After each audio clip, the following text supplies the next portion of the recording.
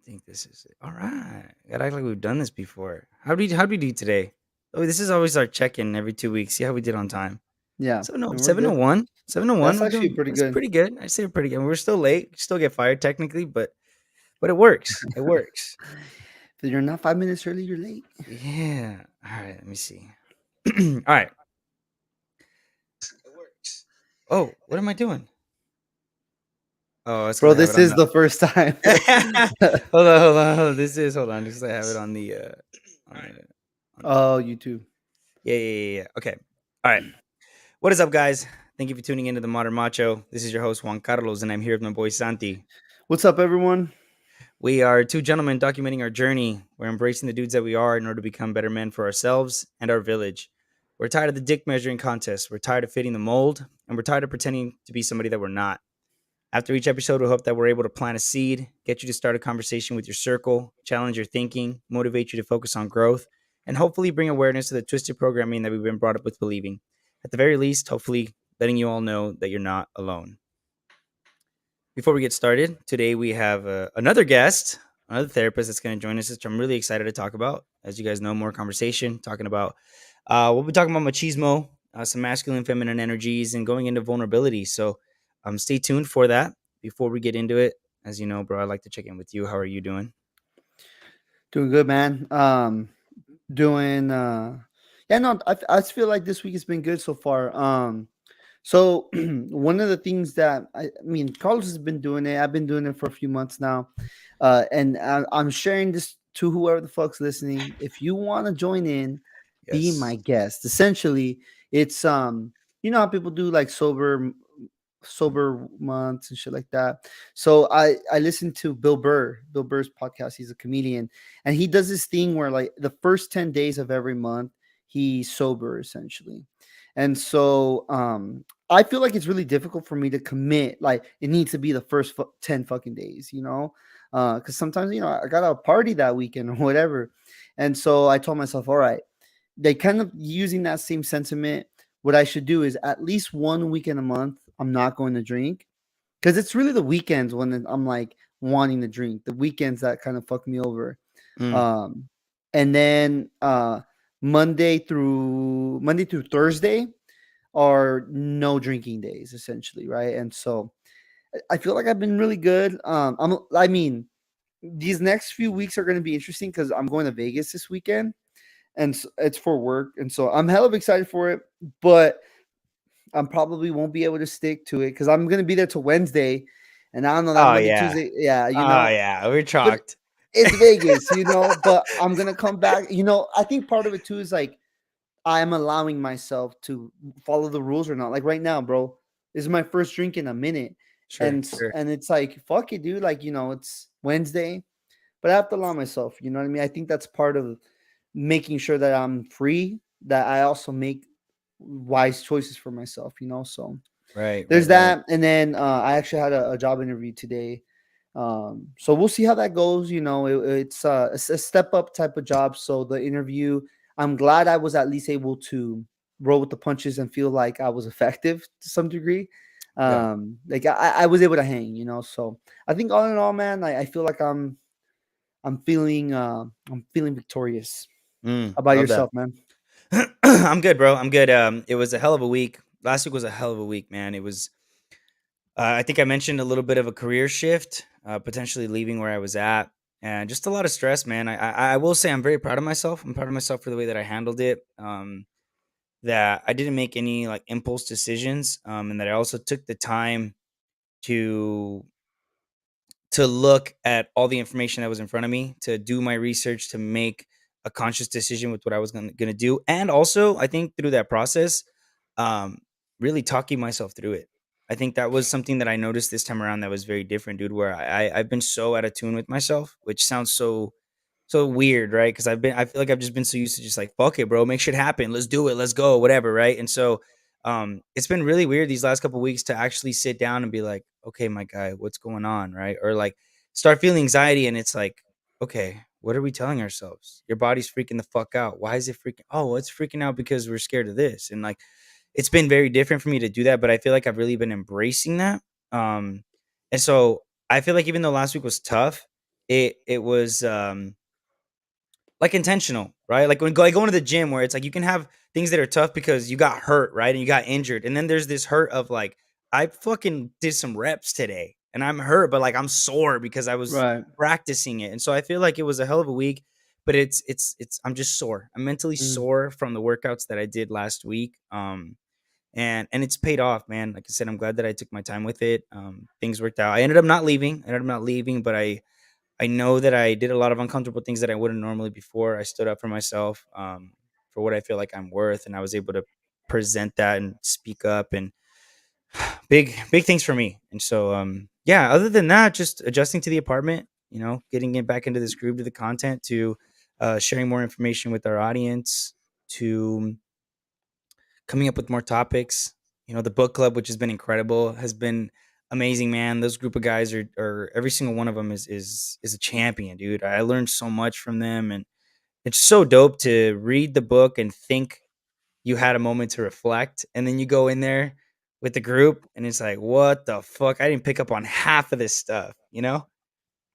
Yeah, no, the book club has been dope. I'm sad I wasn't able to be there the other day, but yeah, every time I go, I feel like it's enlightening. And even when there's disagreements, Yeah. I feel like it's been really cool that we've been able to navigate that like big boys. You know what I mean? And it's not like it doesn't become a fucking pissing contest. Let's talk it out. And so shout out to all the boys out there. I'm excited to get into the next book, Atomic Habits. Atomic Habits. Yeah. Funny enough, I've seen a video from this dude, whatever the name of the author is. James They Clear. showed, yeah, something like that. They showed a video of like this, essentially him breaking down like the book, summarized it like in like a 10-minute video. It was Okay. pretty dope. It was pretty dope. One of my coworkers, she was like, "Of course you're reading it. It's such a bro book." And I'm like, I don't even know. Like, come at me, but it's all Yeah, good. I'm excited. I mean, it's gonna be fun. Any gentleman that is listening that wants to join us, reach out, send us a DM. We'll send you the links. You can sign up. And this upcoming Monday, it'll be what, April? What is it? It'll be the Uh, 17th, April 17th. We'll get started. So if you listen to this on the podcast, we had just started the Monday before this. If you listen to us live, it'll be this upcoming Monday. Um, but yeah, join the conversation. So it'll be every Monday night at 7 p.m. Pacific time. We usually go on for about an hour and a half, and just do a little recap. So this week we're just gonna kind of go over the book, what we're gonna be expecting, kind of what we're looking forward to with it, and then we'll get into the readings. So you guys can join us there and on the Discord. We'll have all that information up for you guys. But anyway, enough of that. Let's get into the juice today. Today we have a very special guest. Her name is Cynthia Flores. She is a licensed marriage family therapist from the San Francisco Bay Area, and she's an empowerment coach and a speaker.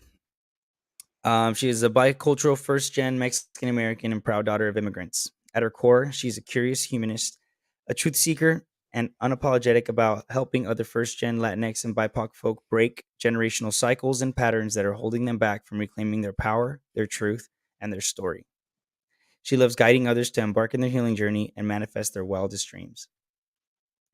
When we asked her about her philosophy, she said, "My philosophy as a therapist is that I am human first and a therapist second. I believe in the healing power of the therapeutic relationship and in mirroring back to clients what is really within them. Therapy is one form of healing out of many others, yet therapy is supportive of people ready to embark in their healing journey, which is lifelong. My approach is in holistic and integrative. Is it eclectic? Eclectic? I don't know, bro. I'm gonna go with eclectic, and then she's behind the scenes right now. She'll correct me. Behind the And curtains. and spiritual. My therapy philosophy includes supporting folks in developing self awareness, self compassion, radical self love, and taking radical action that aligns with folks' highest selves and their purpose. And before I bring her, one thing that I want to actually point out: all these biographies that I've been reading, I do not write this. Sant doesn't write this. They write this about themselves, which to me, I have so much love for, because I find it uncomfortable sometimes and weird to give myself flowers and what it is that the things that I do. And so when I see individuals that are like embracing their gifts and talking about them, I have so much love and respect for that. And it reminds me to do that and to Yeah. normalize that for myself. And so to anyone that's listening, be your own fucking hype man. and hype woman. Damn, I haven't even thought of that. That's deep. I love it. Without further ado, Cynthia Flores, welcome. Thank you. I love that intro. Thank you. Of course, and of course, I wrote it, but I But do it's true. appreciate. I never It even thought about that. You didn't have to do that, right? You could have just said, I'm just me and I do therapy. I'm a therapist." Exactly. And you know what? It's also something that as I also go through my own healing journey and I tap into these different intersectional identities, I'm learning how to introduce myself and how to yeah, be my own hype woman, like empower myself, right? Because I didn't come this far to not hype myself up pretty much, right? Mm, In life, in my career, in my purpose, because ultimately I do see this work as my purpose, like really supporting and guiding others in their journey and love themselves unapologetically and like show up authentically. Like that's like my why, right? Why I chose this. And yeah, it's definitely something interesting to hear from others, but also knowing that I wrote it. right, right. But I'm embracing it anyways. I'm embracing it. So thanks for I naming love that. that. I love that. I love that. Well, and I appreciate you sharing that because you're right. I mean, I didn't even think about the fact that it's not easy for us to do, right? Like as far as I know, you've been doing that since day one, right? And so I'm glad that that was able to make you feel seen. Of Um, course. Thank you. so diving right into the conversation, we've talked a little bit about machismo, right? And I Mhm. think machismo has a tendency of having a direct connection with just Mexican culture, right? Mhm. Where machismo really, I mean, it's a hyper masculine pride, right? It's this Mhm. strong and aggressive masculine pride is what it would be defined as if you look it up, which really has nothing to do directly with being Mexican or anything like that. It's just masculine pride. Um, so I wanted to first start off by asking you what has been your experience with machismo. Um, I mean, I think that in my own personal experience, I'm Mexican American, so I know that, and I've seen it throughout my family system and even generationally, like how it has impacted my life personally, but also the life of my loved ones, not only men, but machismo also impacts women. And I think, and children and everyone in the family system, not only in the family system, but even culturally in our society. And of course, we see it in our Latinx culture or Latinx culture, and it's very common, but I think it's everywhere, right? It's Mhm. everywhere. And as you mentioned, for me, how it has impacted me. I mean, I see. First of all, I want to for myself. I want to really define what machismo is. Yeah. I do believe that it's a it's a trauma response in a way to this over exaggerated like gender norms of how this programmed and conditioned of how men should be, how women should be, how children should be in this hierarchy in the family system, and oftentimes it shows up in many ways in family dynamics. I know me also having experience doing family therapy and even working with individual adults uh, the way that I've seen it show up in many ways, it has been like power dynamics, right? Where Mhm. there's usually um, people like really showing up a lot of the sense of entitlement or privileges or the sense of superiority over, and I'll talk about men and women because that's like usually the binary, but I'm sure it shows up in many other different ways. Sure. Um, and this sense of control, right? The sense of um, control and sexism, right? And the impacts of sexism that has created over, you know, this a sense of inequality, either in the workforce, but even in the family system. Um, Also violence, right? When we talk about sexism or machismo, there's also uh, almost like a denial that violence does exist, right? There's either physical, emotional, verbal violence that happens, and a sense of dominance, right? I think about also femicides, how that also the machismo has led to this innate sense of either superiority or hate over women, or this sense of entitlement that we see nowadays, right?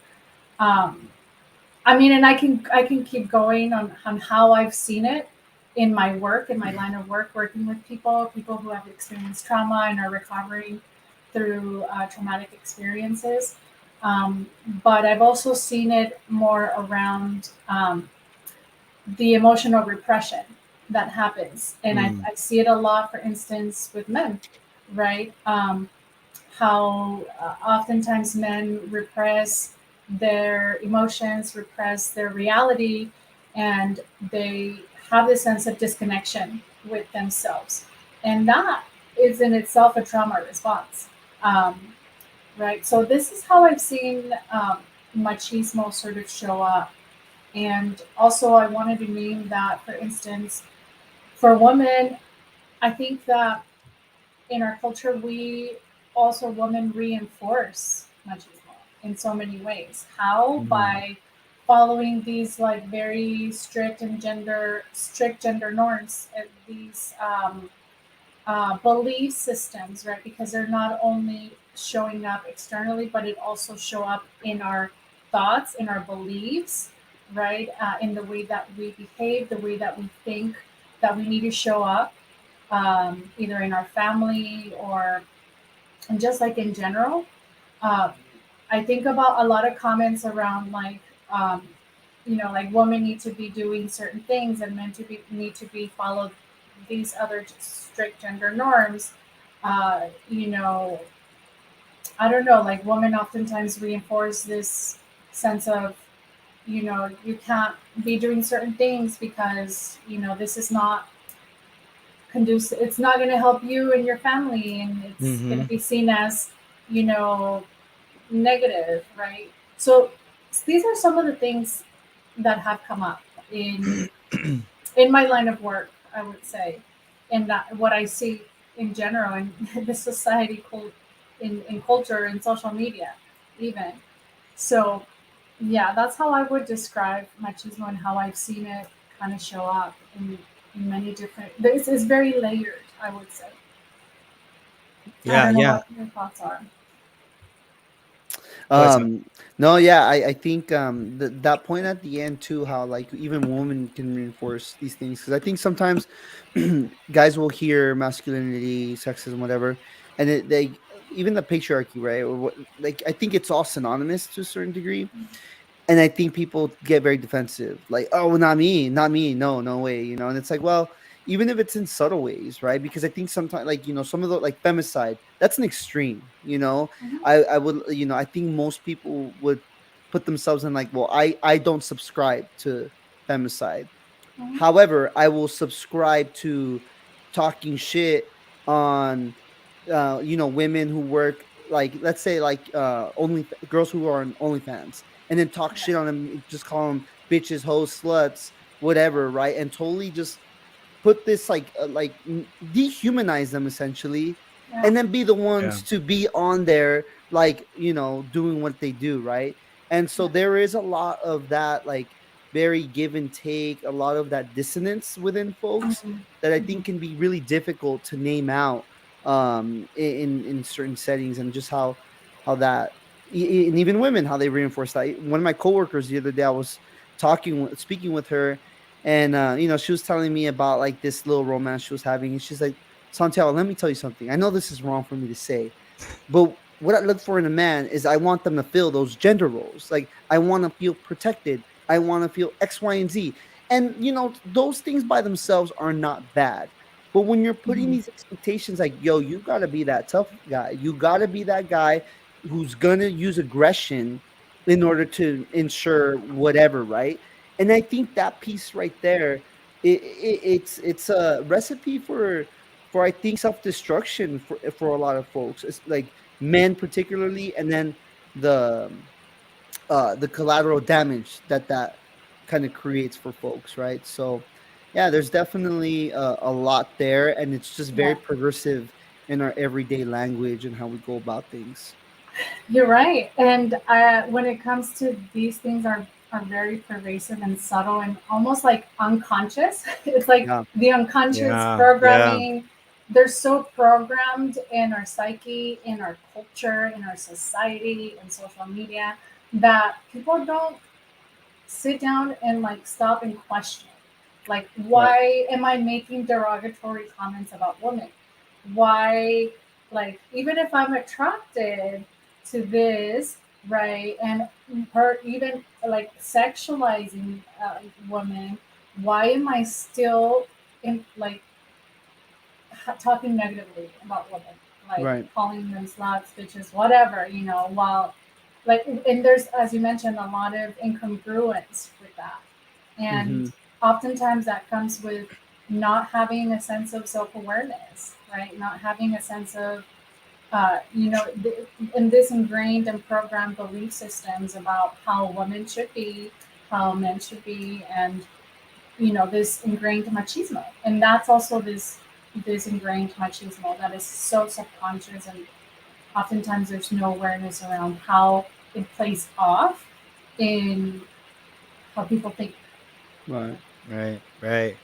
Two things came up for me. So Cynthia, yesterday, first time, for never done it. 30 years old is the first time that I ever cooked rice like on a pan See. for myself, right? Okay. And so, but what was crazy about that is I reflected and was thinking about just how interesting, to your point, that just 5 years ago, 6 years ago, that was at like the forefront of what I was looking for in a partner, right? Mhm. Like, man, if she can't cook, like, what? I gotta have a woman that can cook, right? And now, and Santi brings up a good point, which is, I'm not saying I won't appreciate someone that's good in the kitchen, right? Just like Mhm. I'm trying to learn, but I feel like it's different because there's like parts of me that, as a provider, of course I want to work hard. I want to be able to know that if things are falling apart, that I can handle it for my family. Yeah. However, it's not an expectation anymore. Mhm. They like it's something that, because I also think like that's part of my identity, and I think that was my issue too. Is like it was conflicting because I'm like, I want to fight these stigmas, I want to break these cycles. Well, how do you do it? Well, get rid of everything that you've known growing up, and it's like, fuck, that's so challenging, right? Like, to just Yeah. get rid of my identity as a whole. And so I think really polishing it up instead, to where I could say, Mhm. "Hey, no, I can appreciate those things." However, I'm not looking for a partner that just knows how to cook, right? And Uh-huh. even to validate real quick too, the other thing that popped up was they're talking about all these dudes, bitches and hoes and all that towards women that are doing the OnlyFans stuff, and and I want to validate the feelings of that, and Mhm. because I think that what I've been learning, and I maybe this will shed some light to other men, is, I've been brought up and I've been told that in order for me to be loved, I need to make money. I need to be Mhm. successful. I need to have a Mhm. career, right? Mhm. And then women essentially have figured out a way to become successful out of our creepiness, is what has happened. And now we're upset about it. And I Yeah. won't say we, I'll say I was upset Mhm. about it because I've been told Mhm. I should do something. And so now I've found it easier to be upset at the privilege that maybe a woman might have for being able to sell pictures of her feet, whatever it might be, right? Which at the end Mhm. of the day, who cares? It's not that shouldn't be upset. What I was really upset about was at the fact that I've been told to do this and I was lied to, right? Mhm. And so in a way, not Yeah. validating that it's okay to be disrespectful like that it's okay to be degrading to women. However, just redirecting that, right? Where Yeah. now I know, like, nah, man, I need to talk to my brothers. I need to talk to the gentleman and be like, yo, guys, like, if we weren't buying these things, if we weren't feeding into this, it wouldn't be a successful market. And I also want to be clear about something else too. I'm not saying that I don't want women to be successful, or I'm saying Mhm. no, y'all shouldn't. We need to boycott this so they don't make money. No, Yeah. but it's redirecting it. But to your point, when it's all that we know, we kind of just go with it, right? And Yeah. and again, the rice thing yesterday was an eye opener because I'm like, here I am, just making rice, cooking, which is just what I need to survive as a human being. Yeah. However, and it kind of ties into what you mentioned with the women too, because my grandma and my mom, and this is what I wanted to ask you.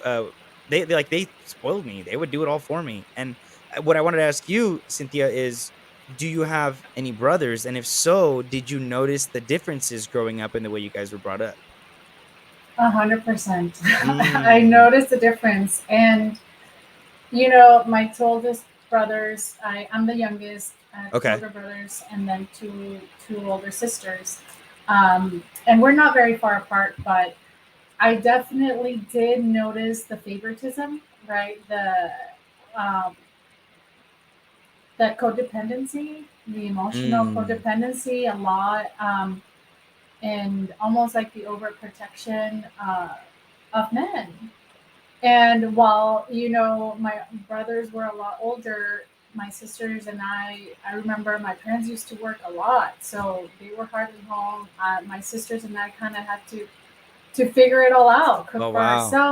cook for ourselves, take ourselves to school, um, take care of each other pretty much. And of course, I think like there were a lot of, I think I do want to acknowledge that that happens a lot in Latinx families. Like there's a lot of, and that's this ingrained, internalized machismo, right? And I don't want to name machismo as it's like this like evil thing.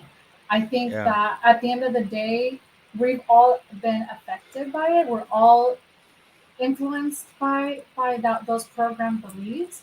It's just a matter of like acknowledging it and figuring out like creating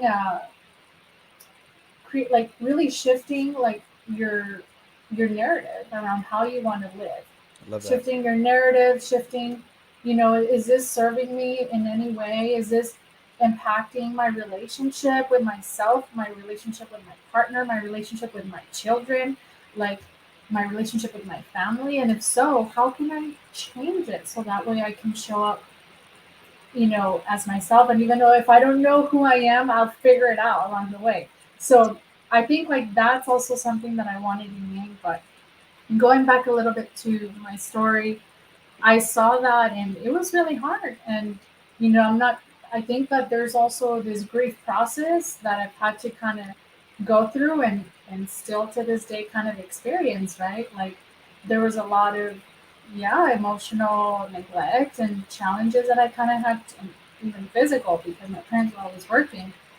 And at that time, my parents were so focused on work to provide for us. And my brothers were teenagers when I was probably like 6, 7 years old. They were going through their own developmental stages, their own challenges, right? Of engaging and, hanging out with the wrong crowd, like finding a sense of belonging with the wrong crowd, Yeah. getting into drugs, like getting into gangs, like that was very problematic for our family because that also even put way more attention into them and left us struggling in a sense, like figuring it out on our own. And yeah, I noticed those patterns, and even as adults, there was still that sense of like overprotection for my brothers. And there was a point where I was like, I'm not going to internalize this as, I had to go through my own process of like, do my parents even care? Do my parents even like worry and think about us? Or because my brothers are out here like protected still as adults, and there's a lot of codependency. I think a lot, especially with mothers and sons. I don't know what it is about that dynamic, but uh, I saw that a lot, and it was quite challenging navigating it personally. But I've been able to heal a lot through that um, Mm. dynamic, and I've seen these dynamics over and over and over repeat themselves with my clients. Um, yeah. So when you see it in your clients, like what does that conversation start to look like? Like what are some themes that you start to see in terms of maybe some of those responses? I mean, because is it something you bring up like that you kind of like like bring up, or is it something that your clients tend to be like, oh no, yeah, like these are machismo traits, or do you kind of have to spell it out for them, and what does that look like? Well, I think with women, or self-identified women, I think like we kind of get it, and there's like a lot of things that collectively we understand that sometimes we don't name, but we still name because they're important, because it has significantly impacted their lives and the way that they showed up in their family dynamics, and the way that they showed up in relationships, in the way that they've been impacted, right, in relationships. But I think particularly with men, I find that it's I direct these conversations more in a curious way, instead of saying, well, like, this is machismo. Like, it's Yeah. more like understand, like, being more empathic and understanding of what comes up for them when they experience that, certain things like favoritism, when they experience being the eldest child and having to, like, take care of everyone's needs, and being feeling like this, like, internalized sense of responsibility to provide, right? And what does that look like for them, and how do they feel, and how do they want to honor their family, their needs, and their feelings, while also being able to embrace what aligns with them, right? It's like finding a balance. So I'd say, like, when it comes to conversations around machismo, it's not about calling out, it's really about calling in. It's like Mm. how, and Mm. then also a lot of like self accountability and self reflection and introspection. Like, how have they benefited in some way with these beliefs? How does this align with who they are? Does this align where they want to go and who they want to be? So it's a lot of just coming in more of a understanding that machismo is, honestly, it's a trauma response. Me being a trauma therapist, I know that it impacts everyone. But with men, I see that there's a lot of emotional repression. So it's like really helping them understand that vulnerability is part of this journey and process of healing, and it's understanding that vulnerability is not a sign of weakness, it's actually a sign of strength, right? So it's really processing and exploring what this all means for them. Mm. Yeah. I want to take a second to say thank you. And I want to say thank you because you mentioned it at the beginning and you mentioned it 2 or 3 times now, which is machismo being a trauma response. And I felt something when you said that. And I don't think you realize that there's a lot of safety in hearing that, in a sense of knowing, having these conversations for me, I think Santi can agree, it's difficult, right? Especially the more that I've dug in and acknowledged that I've used my privilege in very bad ways, right? And so to have to admit that, to have to bring that to the table, is tough, right? It's Yeah. it's difficult. There's obviously a lot of accountability, but there's also unfortunately a lot of shame that gets tied with that.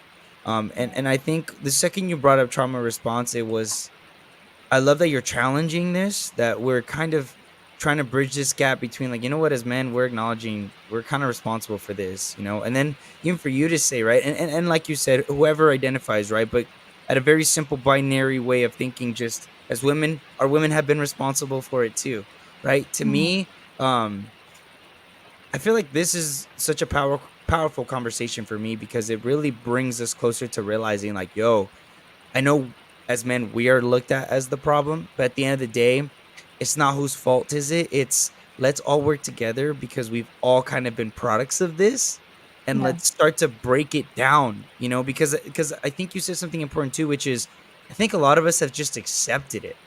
Mhm. Like, I don't think any of us have actually put in the actual effort to uphold any of these beliefs. Right? Yeah.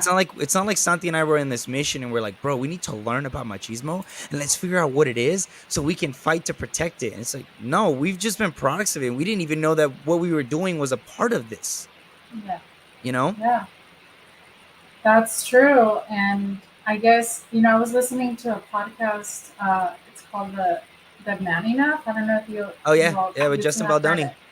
So it had Gabor Mate. So he does a lot of trauma work, and he was Okay. talking about that, you know, pretty much externalizing the problem around patriarchy and recognizing that as we're all impacted, men are also impacted in a way that it's not about men are the problem, it's the society and the culture that Mm, we live in is the problem, and it's problematic in so many ways. And I think that that is important to externalize, because when we want to have these important conversations around machismo, the patriarchy, and the impacts that it has in our lives, literally on a daily basis. But when we come into this conversation around like, no, but like men are like this, men are like that, and like women are like this, it's like nobody's gonna learn. It's just gonna be defense mode all the way, and it's gonna be conversations that are not gonna get anywhere, right? yeah. So it's really about like this dance of trying to have more understanding and empathy when we're having these conversations, and being curious instead of just pointing fingers. Because let me tell you, I mean, my husband, he's Brazilian, so he does come from like this very traditional like background, Mm, and these are things that I am. We're still working on communicating around power differentials and power dynamics, yeah. because the power dynamics, like me, I'm a strong independent woman, and I know what I want. I communicate, and I communicate my needs, and so does he. But then sometimes there's this kind of challenge around like power dynamics, and it's like, but you want to be right, and you want to be right, and it's like it's not about that. It's like we all have our own truth and our own experiences, and like let's validate our experiences and figure out how we want to move forward Yeah. with these conversations. But yeah, it's quite interesting when it comes to power dynamics and relationships, and in these like ingrained beliefs that we Yep. hold. Yep.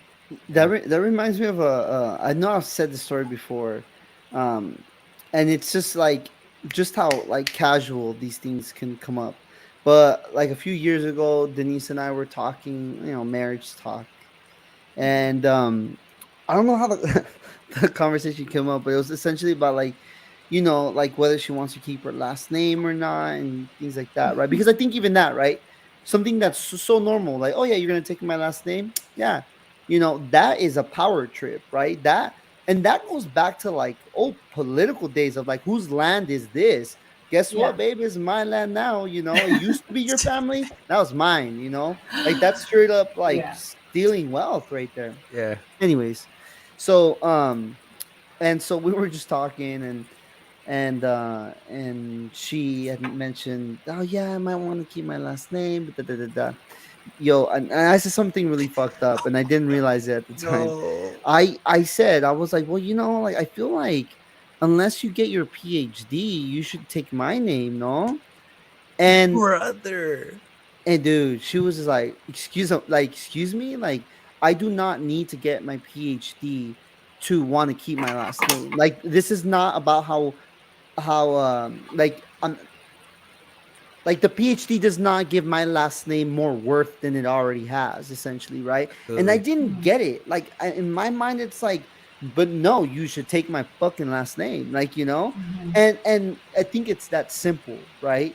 Where that misunderstanding is just so casual, right? Mm, It's just yeah. so normal. Like not that it's normalized that I should, like um devalue her last name, right?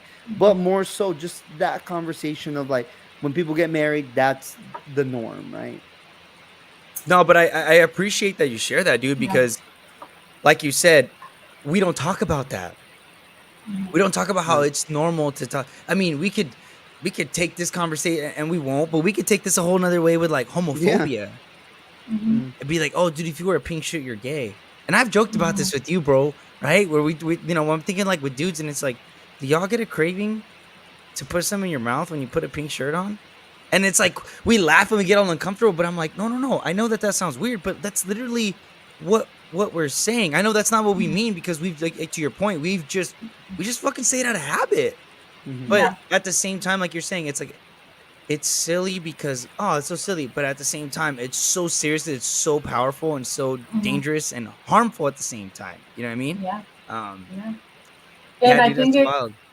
it comes back to also these beliefs around like masculinity, right? And what is it that what is masculinity, and how how can also men be embrace vulnerability without feeling like they're weak, without thinking or believing, I would say, that they're weak, or believing that that is just complete, yeah, like just having all these different narratives around being vulnerable is not good, it's not healthy, it's just gonna make people, something that I've heard is like, if I show my vulnerability, women are going to not respect me, right? Mm, And it's a big one that I see and I hear a lot, and I and that's something, that's a conversation that I've had with my husband, and I'm like, okay, well, how do I support?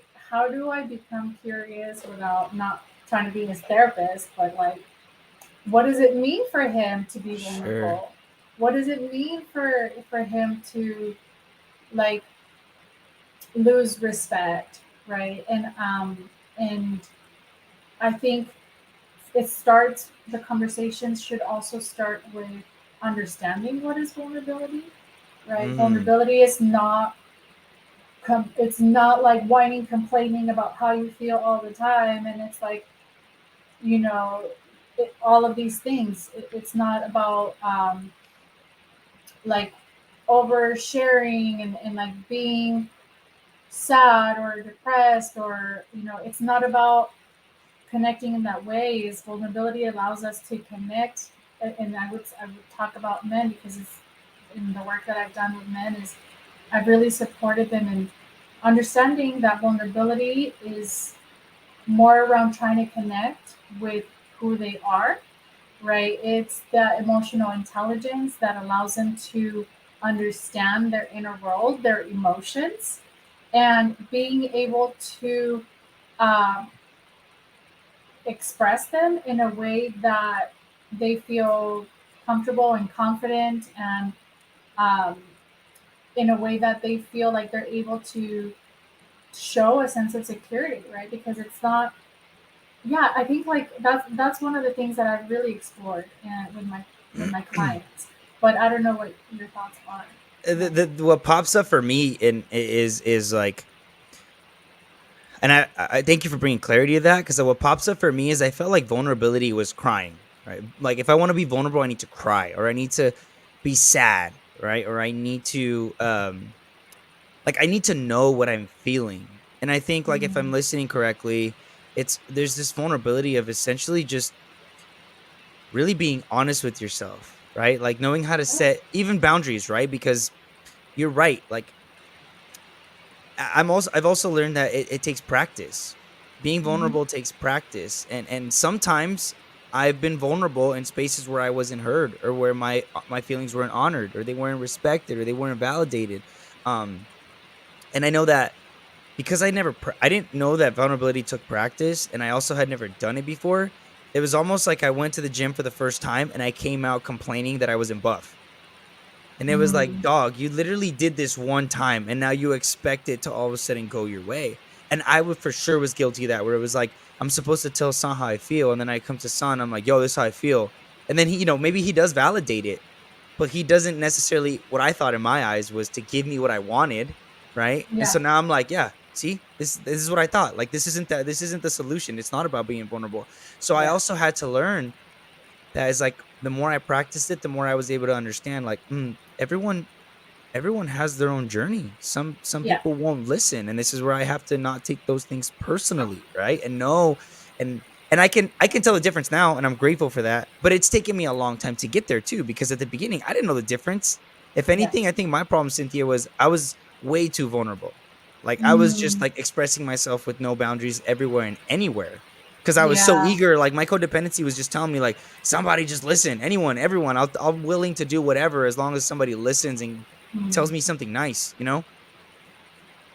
You know what? You brought up a big point, and a lot of these skills, and I think it's a skill because it's about practicing. It's not something that kind of like boundaries. Boundaries is practicing on a daily basis to understand, first of all, what we need, and second of all, being able to communicate them in a way that aligns with us and is assertive. But when it comes to vulnerability, I would say that it definitely it's relational because it's not like you're gonna be vulnerable with a random person or with Mm, a person that you don't know. Like you also have to feel a sense of emotional safety or a sense of safety that you can express how you feel and that you can set a boundary with someone that you're connected with. So a lot of this work is relational, right? And it's like finding also people that you can be yourself, that you can show up in a way that's vulnerable, in a way that allows you to connect with them emotionally, without feeling like you're gonna be gaslighted or like you're gonna be like turned down or you know. Of course, you can't really like tell or control how other people respond. But as you mentioned, a big part of vulnerability is like knowing what you want, what you need, how you're feeling, and being able to express those boundaries. Meaning, what is it that you need from either that conversation, if you're just needing to be heard, if you're needing advice, if you're needing some reassurance, if you're needing something to change, then you can communicate that, right? So like making having vulnerability be also intentional, right? That you're not just gonna be like like like being sad or being vulnerable with just anyone. That you're gonna be intentional in order for you to connect because vulnerability leads to connection. Right? At the end yeah. of the You know, day, and it, And it's crazy because we're all seeking the connection too, right? Go ahead. yeah, Go even ahead, men son. who are having like those issues, because I was about to say, like, I feel like all of those things are so true, right? There's not that like immediate satisfaction. So what's easier than all that? Fucking just go to the bar, have a few fucking exactly. drinks, and then a Mm, Yeah. few drinks in, what are most fucking people doing? They're seeking connection. They're Hmm. seeking to like that outlet, that sense of all the things that you just mentioned, essentially, but without the boundaries, without the healthy aspect of it that is truly sustainable as you move forward, right? Yeah. And so no, yeah, that's what was popping in my mind because like it's intimidating to hear all that. I think it's Yeah. intimidating to hear like, yeah. damn, I need to do all of that just to handle my fuck that, dude. Like, you know what? I'll subscribe to thinking that's the fucking lame way out too. You know? Yeah. Yeah. Yeah. Yeah. Yeah. And Well, go ahead. Go ahead. and you know, the vulnerability is something that ultimately leads to connection. And when we don't seek that, we either gonna go and cope differently with Yeah. substances, with going on the bar, with sex, whatever, getting involved in like these old patterns that you're trying to break, that people are trying to break. So it's really about understanding that vulnerability ultimately leads to being understood, wanting to be seen, wanting to be validated, reassured, and that's what we all want.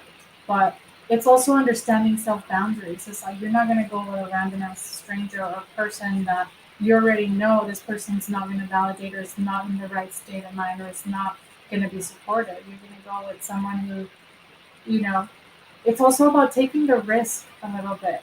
It's like Mm, taking the risk that not everyone is going to validate you, not everyone is going to understand you because they're not walking on your same shoes, but that you can also part of this vulnerability. is to also be real and honest with yourself I love that. and validate yourself. Because at the end of the day, I know that we all try to seek connection with others, which is great. And yet, what about your connection with yourself? Most So, definitely. Yeah, I Yeah. love that. I I love was that. It not is. marketing that, by the way. I was just putting it out there because I know that's yeah. what a lot of people, choose. You know, Yeah. Yeah. whatever. I mean, it's it's crazy how much clarity you're bringing to me with that, right? The vulnerability leads to connection. Mhm. Because again, like, and I always like to use the gym references just because I feel like it makes the most sense in my eyes, and especially when it's men having conversation.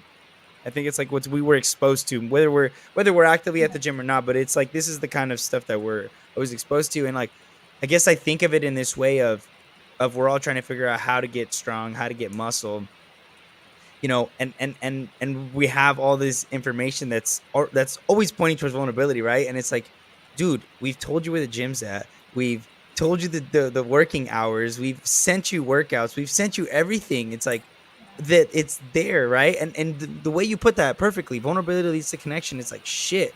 I'm even thinking about the fact that I know I have moments where I miss that. I crave that connection. I think about my past partners, my past partner, and I'm like, fuck, man. And going through therapy, and it's like, well, of course you do. You miss connection. You miss what you had because you were able to be vulnerable and to be yourself. Mhm.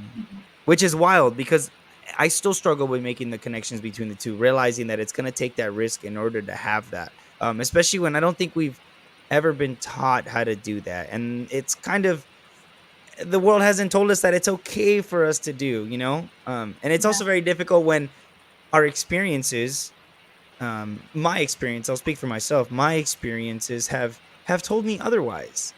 But I Yeah. also had to learn that it's not fair to me that based off of 1, 2, 10, 50, even 50 bad experiences that I could have had with partners, I owe it to myself, Yeah. to grow, to be in a better place. I wanted to share this just real quick.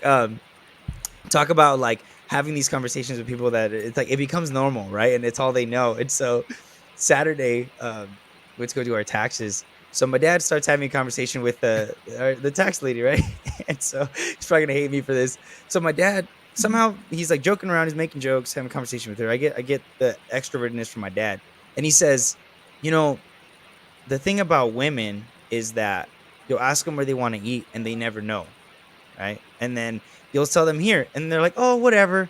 But then you decide to go somewhere else. They're like, "I don't want to go there." And he's and all women. And I understood what he was saying, right? So then I very politely, like, I laughed and I told my dad, I was like, "Hey," I was like, "But is that? Do you think that that's all women, or do you think maybe the ones that you know, right?" Because I also wanted to validate what he was saying, right? Because I knew what he was trying to say. So I was like, "Hey, like, there's like 8 billion people in this world. Mhm. Like, you really think it's all of them?" And he's like, "No, yeah, maybe it's just the ones that I've dealt with, right?" So I was like, "Okay, cool." Mhm. Like my dad brought some awareness to my dad there. So then my younger brother goes, "What did he say?" He said, "Hey, so but what about us as men, right? Like men are chill." And my dad's like, "Oh yeah, men are super chill. Like we all have it together." And my brother goes, "Pues deberías de buscar tu novio." and my Oh my And my dad just gosh. was like, "What?" But, like, even with humor, it was like a moment to kind of bring awareness to, like, "Dad, you're not wrong, what you're saying is valid, but let's Yeah. really think about what we're saying here," right? Yeah. And I think that there's ways, you said earlier, there's ways I think to do that with empathy, with love, and Mhm. fuck it, even if it's humor, but there's ways to Yeah. plant those seeds, right?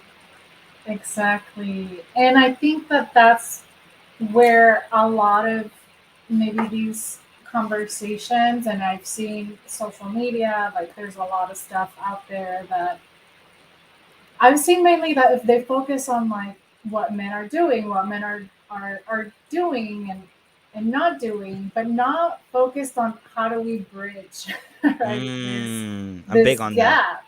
And the thing is like I mean, yeah, a lot of people watch these videos and I'm like, all right, yeah, that's true, that's true. Like people comment and people are okay with that. But like I think where we need to start is being able to check in with ourselves and like ask ourselves like what am I reinforcing with these beliefs? Like, what are these beliefs that I held on around machismo, around how men, women should be, around how I should show up in my life, in my relationships, Mm. as a provider, as someone who needs to take care of the house and the children.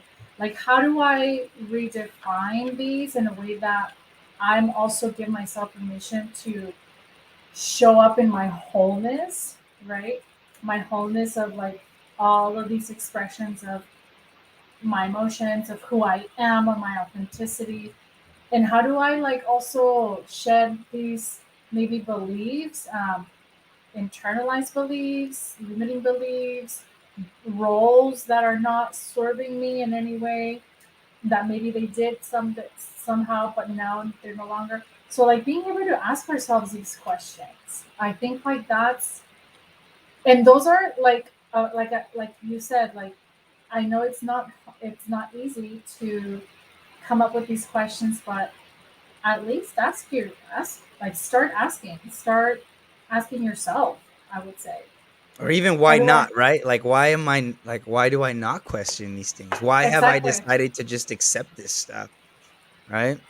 exactly because somehow people benefited in some ways, right? And Yeah, there's a that is lot of such a great point. comfortability, there's a lot of complacency, there's a lot of staying in the status quo, following what's out there, because people are also afraid to not fit in, to not belong, to not, and not oftentimes, it's kind of when you're embarking your healing journey, you're having to question yourself these things, and it can be kind of like a solitary, like isolating experience. Mm, But at the end of the tunnel, there's always you find so many other people who are doing that inner work, who are questioning, who are defying these standards, who are, you know, just like feeling more fulfilled and more like connected to themselves, and even spiritually connected to a higher power that helps them, if that guides them, right? So I think like there is light at the end of the tunnel, but it's just a matter of like asking yourself, like, why am I what is all this? But why am I not questioning myself? Like, how can I be a better man, a better woman, a better human being, um, for myself, for my family, for my children, right? For this society. yeah, So yeah. all of these questions, I would say, to start there. I love that. I love that. And even what comes up for me, and I think of when I first started questioning these things, is there is no right or wrong answer to it, you know? Because I think when I first started thinking about my feelings, it was like, okay, cool, I know I'm feeling this, but I'm not gonna say it until I figure out how to solve it, or Mm, until I figure out what I'm gonna do with it, right? And then it's like I never end up saying anything. And that's been a big difference too, where it was like my anxiety, right? To be like, okay, I won't tell Sant that I have anxiety. Let me figure out why. Let me figure out how it's happening. Let me figure out how I can solve it. And then I'll tell him about my experience with it if I figure it mm, out. Whereas mhm. I think, and granted, I have my village. I don't necessarily do it with everyone, but now understanding that sometimes it's just like, hey, bro, I have a lot of anxiety right now, right? And just starting there and just like this is literally what I'm feeling, or this is what I'm thinking. And that's that. It doesn't have to be solved. It doesn't have to be um, processed necessarily to the point of having to have the answers to it just yet, you know? Exactly. Yeah, and you're right. We don't have to have the answers. We don't have to know it all. We don't have to um, know the process or the journey. It's just like being, as you mentioned, being present. And that's also vulnerability. That's also being present, being honest with yourself, being accountable with yourself. Because I think like part of this process of, as I mentioned, like redefining masculinity, redefining vulnerability, is being able to have self accountability. Right? That Mm, that regardless of whatever is happening, that you can hold yourself accountable, and part of that self accountability is self honesty, like being honest with yourself in those and I think moments. and I think like beyond the self honesty, I think the hardest part with self accountability is like having that integrity. But I mean, no one saw that, no one would this or that, whatever.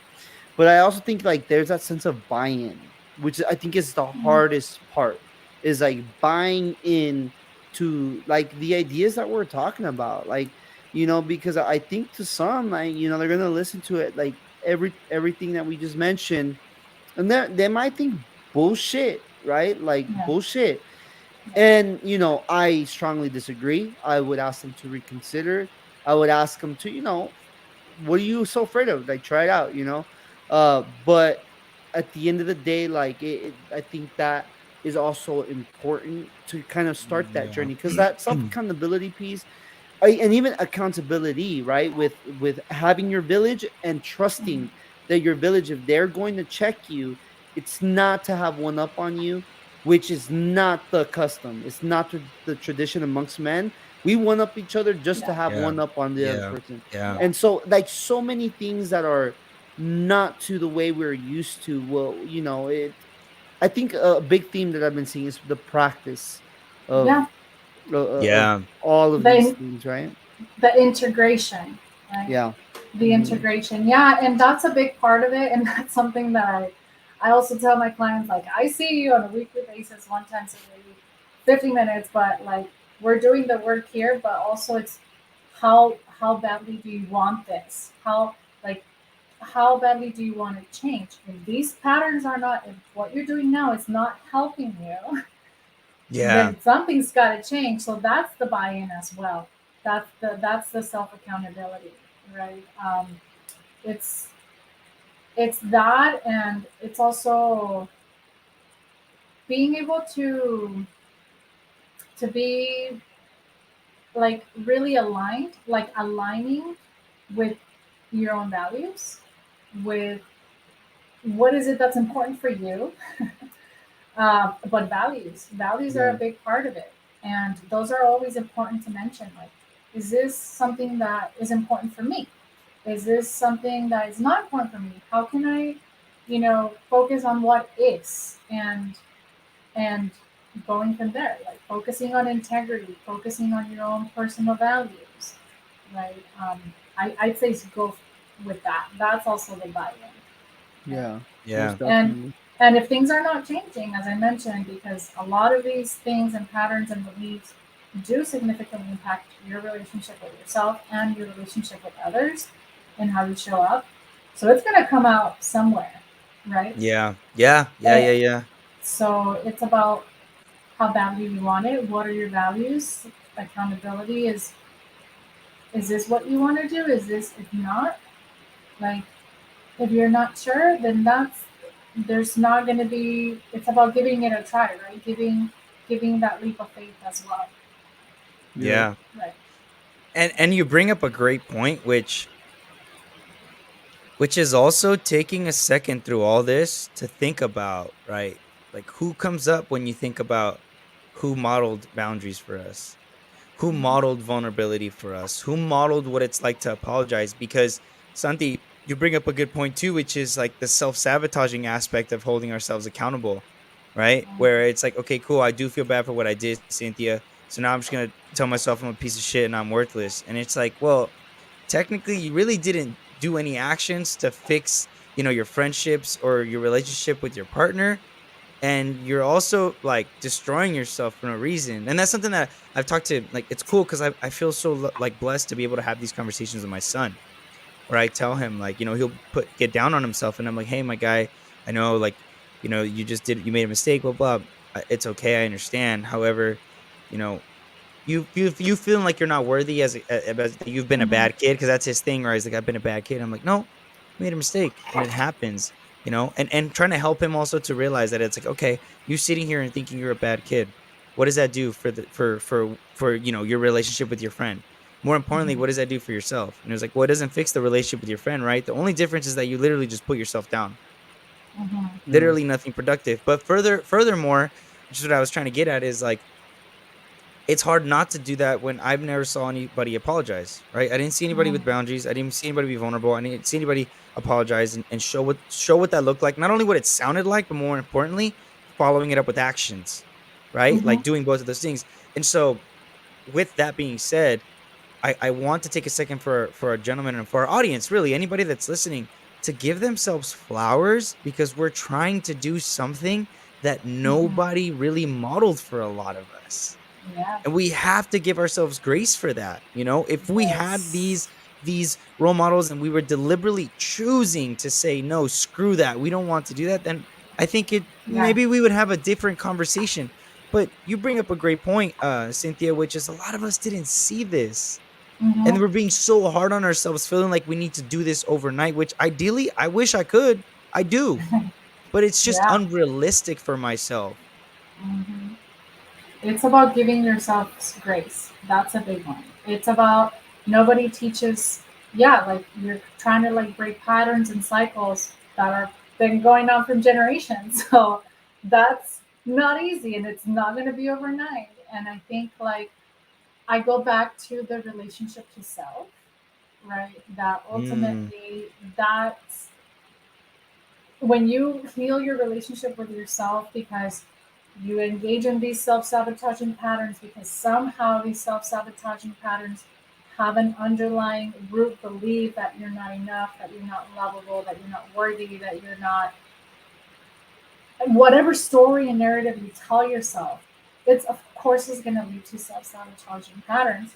So therefore the the relationship that needs to be worked on is your relationship with yourself and the traumas that you've experienced, right? mm, Because oftentimes we develop these limiting beliefs either through our childhood, through our upbringing, through our family dynamics, through navigating the education system, navigating, internalizing different things.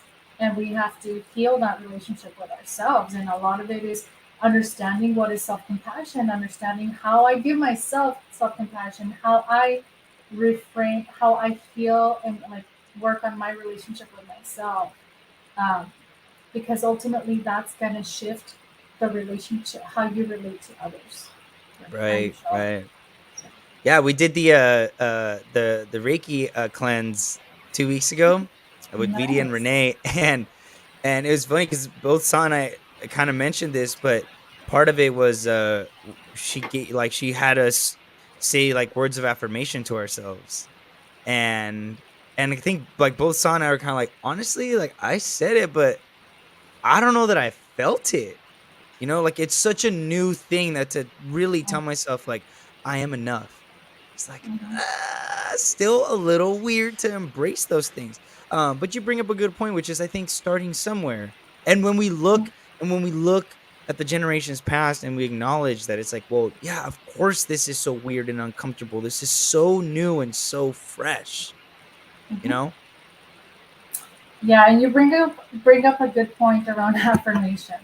Like logically, right? We understand them, but if our body and our nervous system and we don't embody it, and then we have to feel like it's also like using that part, right? It's not only Sure. our brain, but it's also our body. We have to really integrate, and we talk about integration, but this is lifelong, and this is a journey, and it's about the process, right? That giving ourselves grace, being compassionate with ourselves, and understanding and patient, right? That you're not going to break patterns the next day. It's like it's Mm, a process. You're gonna fall back through some old patterns. That's okay. That's part of the process. It's part of the journey. But that you genuinely want to be a better person, right? Become a better version of yourself. And I think that that's what's important. Yeah. yeah. Yeah, I agree. I agree. What's coming up for you, Sant? No, I feel like I'm just taking it in because I think I feel that even today during my I mentioned I had an interview for a job search. Hmm. And like the first thing I fucking thought is like, well, I shit the bed on that one. And I I went to go speak with my coworker and we're talking, and then I was like, I guess I didn't do that bad. Like as I'm really breaking it down, then like the first thing she mentioned was just like, yeah, like and I don't think it was like something towards me. I think many times like just many people are not used to just giving themselves affirmation and going with it. It's like I think most people are harder on themselves when it comes to these things. Like, you know, Yeah. when you put that magnifying glass on yourself, you tend to look at all of the defects. You know, if I look at my fucking face in the mirror, I'm looking at my wrinkles, I'm looking at blemishes, I'm looking at all the bad things. And then, you know, but thankfully, you know, I have a beautiful wife who's able to, you know, give me those affirmations. But the practice is, how can I see that those things, right? Mm, And I think that that's always it's a difficult thing, you know. Once again, you know, going back to yeah. It, practicing. it's a daily So practice. mm-hmm, It's a daily practice. And then I think there's that also that challenge that I've been guilty about, which is it's hard to continue to question it to where admitting that those parts of me are not the healthiest, you know, that I have to be nicer to myself. Um, and what I say by that is like protecting myself in a way that it's like, well, but I've been able to make it into these jobs because I'm hard on myself. I've been able to be yeah. successful because I'm hard, because I call myself out, because not I wouldn't say treat myself like shit, right? But because I say these negative things, because I critique myself so difficultly, like this is why I am where I'm at, right? And I even Mm-hmm, think about that and it's like, well, I mean, out of protection to myself, of course I'm going to say that instead of being honest, which took me a long time to have to do, Cynthia, to finally Hmm. realize, like, nah, bruh. Like the toll that it takes for you doing that is so much worse than you to look in the mirror and be like, Carlos, you fucking got this. You didn't land here just because it happened. You've made this work, dude. You could do this. You can totally make Hmm. this happen. And I find myself having moments like that. And sometimes I even laugh because I'm like, where does this come from? And it feels so uncomfortable and weird. But I think Yeah. again, it's the practice. It's the practice and being what I loved about everything that you've been talking about, Cynthia, and I appreciate you so much for taking the time to talk to us and share all this information and wisdom with us, is that it really all comes down to self, Hmm. right? Because there's so many things that are out of our control, right? We don't know that being vulnerable people are going to stay. We don't know that people are going to listen. We don't know that channeling our masculine energy and our feminine energy is going to make the people around us appreciate us and love us. We don't. However, Exactly. it'll bring us closer to a healthier, much more loving version of ourselves. 100%. Yeah, that's. I wouldn't have said it any better, but I think you're right on that point. It comes back to our relationship with ourselves, because isn't that where we're all here on this journey to figure Yeah. it all out, right? Yeah, for sure. Sure. I'm just taking it all in here for a second. I think I it's really all deep. appreciate you And coming on. Yeah, really of course, sharing all this with us. Like I said, sharing a little bit of your story, you being vulnerable with us. I mean, making me feel safe enough to feel like I could be vulnerable with you and talking about these things. Because I don't feel like I get to have those conversations often enough about bridging the gap. Right. mm-hmm. I think it always kind of, not that it goes south or anything, but it just seems like more times than not, even as we are trying to break cycles, we kind of tend to stay in our corners Definitely. as we're doing it, you know? And so really to come to the table and to be like, hey, this is no attack to you and I don't feel attacked at all. And however, everyone's just being honest with each other where we all stand on machismo, where we all stand on gender roles and Hmm. how we can help each other out, right? Which I think is the focal point, is how we can help each other out, um, Hmm. to support one another and to find healthier ways of living our lives and showing up for our villages. Of So that's course. that's dope. Really appreciate you taking the time to join us. To the people that were in the chat, to Sant, Thank you. as always, dude, for being here. Thank you. Thank you. I appreciate you too having me here. I really admire you two and all the men, right, in your village, and all the men in general that are really doing this work, right? This inner work and embarking in their own journey and understanding themselves and healing and shifting narratives and wanting to be better human beings. I do admire people doing this work and providing these spaces for men to embark in their own journey, however that looks like. So I appreciate you too, and thank you so much for having me here. Appreciate it. Do you have any socials like where people can Yes. follow you? Thank you for the flowers, by the way. Yeah, yeah, of course. So you can follow me on Instagram at Cynthia Flores LMFT. And I do have a website. It's cynthiagflores.com. And yeah, if you ever want to reach out, any referrals or therapy, I also do provide coaching and I do provide other services as well. Nice. Um, so yeah, check that out. Oh yeah, awesome. Love that. Love that. Thank you again. Reach out. Reach out if you guys need anything to our gentlemen that are out there. We have the book club. We're there. We're hanging out. We're trying to make things happen. So take care of yourselves. Keep doing the work. Keep doing your best as I continue to do mine. And I'm very grateful for the boys in the book club, for all the people that reach out in the DMs, everyone that shows love, that shows support, encourages me to keep doing what I do for myself. And I know that there are more of us out there in the shadows that are also doing the work. And so I want to give them all flowers. Unless you guys have anything else, I'm good. I'm good as well. And Sounds stay on, good. Cynthia, so we could chat Okay, after. sounds Awesome. good. Well, Thank you you. guys take care. Everyone have a good week, and we will talk to you guys soon.